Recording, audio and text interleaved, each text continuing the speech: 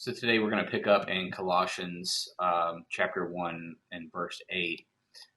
Background, previous verse, we were talking about Epaphras as a liaison uh, to to Paul about the Colossians, had relayed as he was establishing that they had learned from Epaphras, and now he's saying he also showing us or showing to us your love in the Spirit, is establishing that again as a liaison he is telling Paul things about the Colossians.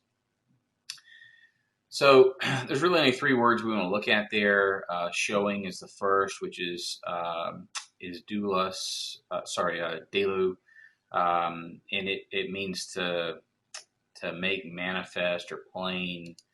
Um, I have seen it translated reveal before, though it's not a typical word for that. Um, the next one is love, which is agape. We've talked about that before.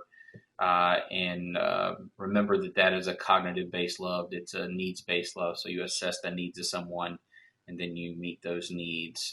The emotional part is sort of an after, I don't want to say an afterthought, but maybe an after development. You're invested into that person, and so the emotional part comes from the investment. The last word we want to look at is spirit, and this is a really important fundamental word, and there's a lot of confusion about who the spirit is, what does the spirit do, what does the spirit mean, sort of understanding it. The word there is pneuma, which is it means wind of or breath of, and it's to kind of help remember that. It's where we get some modern words that are related to air, like pneumatic, pneumonia, pneumothorax is another one, which is your chest. So,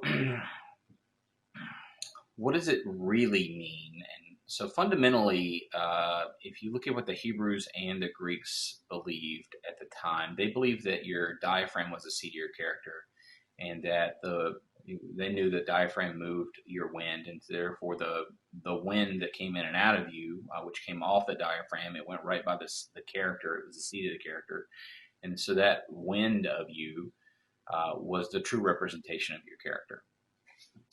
So if we look at that in the perspective of the Holy Spirit, what that means is the Holy Spirit is the true representation of God's character.